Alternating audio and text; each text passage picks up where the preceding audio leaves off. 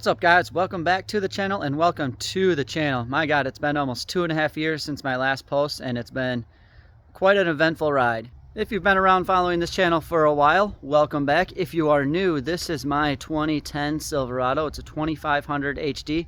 It is a crew cab short box with a 6.6 liter Duramax LMM engine inside of it. She has 4-wheel drive. She's also tuned and deleted, and it's running flawlessly.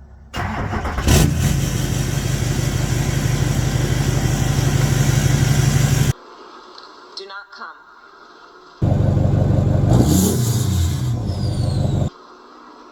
Do not come.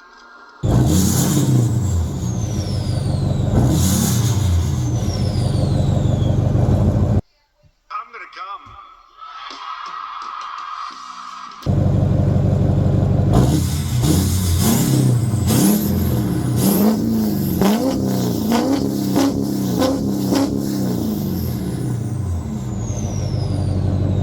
I started this channel 4 years ago to help people out to work on their truck if they don't want to go spend the money on a diesel tech. I know those are quite expensive, and some projects you just have to, but for the most part, I decided to build this channel to help other people out who are nervous or have never done it before, get the good shots to where we can actually see what you have to do when you do anything. That goes for maintenance parts, performance parts, stuff that has been broken, and eventually we're getting into some of the body work. So we will talk about that a little bit later. All right, now this video is going to be a little bit different. This is just going to be a regular vlog.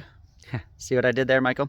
This is going to be a vlog on kind of what happened. Why did I take a little bit of a break from YouTube?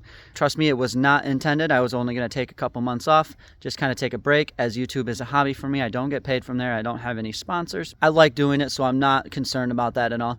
But unfortunately, my life got super busy. We had to cut a couple of things out, like hobbies, and this was one of them. And just like any hobby, you need a form of income to actually fund them. So what I've been doing to actually run through this whole channel the last 4 years, if I've been scrapping.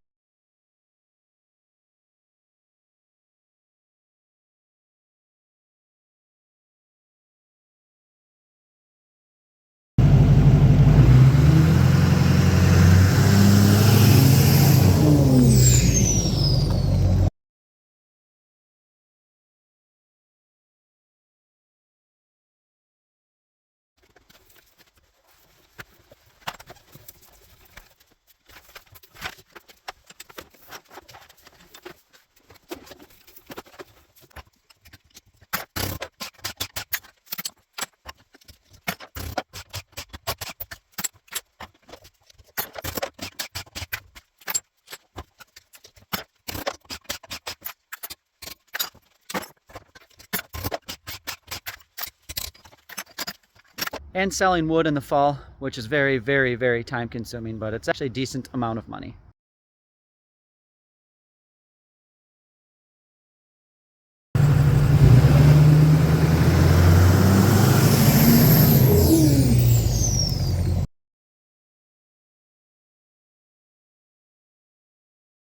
And then on top of the scrap money paying for the YouTube channel, we went out and just decided to buy a fifth wheel camper to start spending a little bit more family time now that our kids are just getting a little bit older. My youngest is 5, my oldest is 11, and my middle child is 9.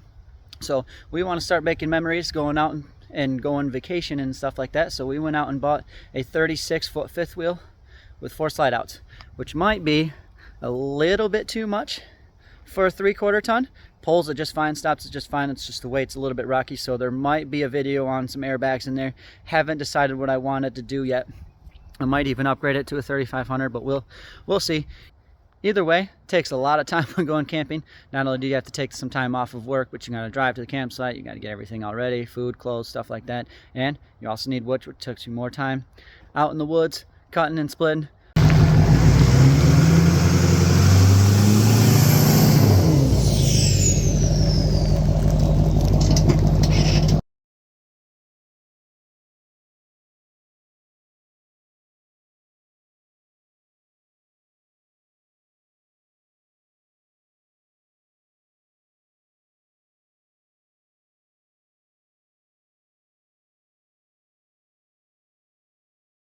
And YouTube videos actually take a considerable amount of time to make. You got to make sure you got the good angles, you got to make sure your lighting's correct, make sure you have your tools all lined up, especially how-to videos. So you got to make sure you map it all out. You got to make sure that your viewers can hear and see perfectly fine, you know, flawlessly. Otherwise, you know, you have a crap video, and that's not what I would like to do. I want to help everybody who wants to work on their own vehicle. So in proof here, in making this very, very short video, just because the sun's coming up and we've got beautiful blue skies, it took me almost 2 hours to figure out the perfect spot to put the truck into where I'm not looking into the sun.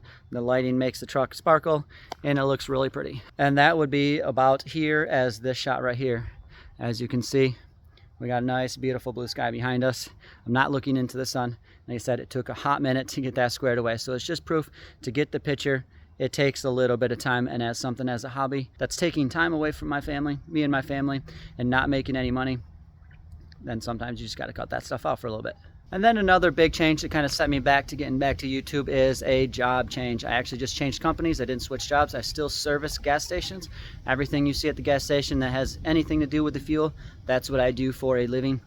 And the job that I was currently at had management that was not very good at all. And when I brought it up to HR, they knew about it and decided to just ignore it. So I left there, went to a different company. Sometimes you have to do that to make sure that your mental health is good, your work life and your family balance is correct. And that's what we needed to do. So we had to shift gears there, working just as much as I was before, which isn't too big of a deal. We actually work a lot of overtime in that industry. However, I did have to learn a whole new system, drive a different type of vehicle. It is what it is. That's all out of there, and we're all positive from here. And I don't mean to set up the job thing as a negative thing. Sometimes you just got to get out and look at a positive life on that. Not negative, not positive, and it's not even a poor me situation. You just got to recognize what you got to do. One good positive thing here is that we're doing is I would like to build a pole barn on my property.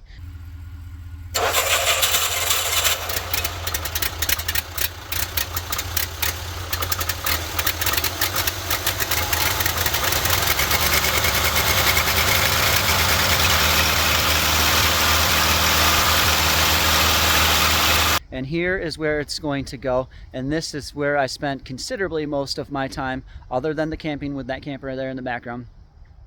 This is where I spent most of my time working on here. So I cut down 14 trees. Most of them were oaks. Some of them were massive, massive pine trees, and I'll flip around here in a second, show you what some of these pine trees, the size that they were. And I pulled out all of the stumps besides 2, and this is where I would like the pole barn to be. My goal is to have a 40 by 60, so it'll be 40 deep behind me and then 60 going across this way. And that is going to need a lot of dirt to come in here. Where that camper sits right there, that's a 36-foot camper from the nose all the way to the bumper in the back. I had to bring all of just that dirt in. That is the side that needs the most amount of dirt, and that is about 350 yards that I've been getting for free, which is kind of nice, and just trailing it back in here. And just to show you how big they were, this stump is one of the pine trees. There was 4 of them, and this is one of the larger ones. The largest one I actually already got out. That was in the middle of the thing. That probably took me a month to dig up and pull right out. But either way, that takes a lot of bit of work.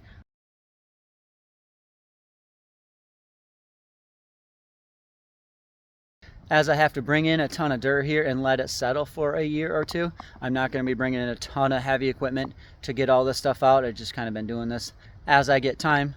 Just come out here, work on it a little bit here in the morning. But that's one of the stumps, and these pine trees are massive. And they came at a very good deal. I was able to sell a lot of the trunks in 12-foot sections to a lumber yard at a very good price. So I'm happy that I did that. Douglas, what are you doing? Look at me. Keep doing it. Now it doesn't show very well on camera, but when you're here, you can see how much higher that this 5th wheel is than myself. I'll show you the other side. Now I had to bring on a bunch of broken up concrete blocks. That's actually from a foundation from a double wide trailer from a buddy of mine who just wanted to get it out of his property to sell it, and that's what I've been using to kind of turn around here. And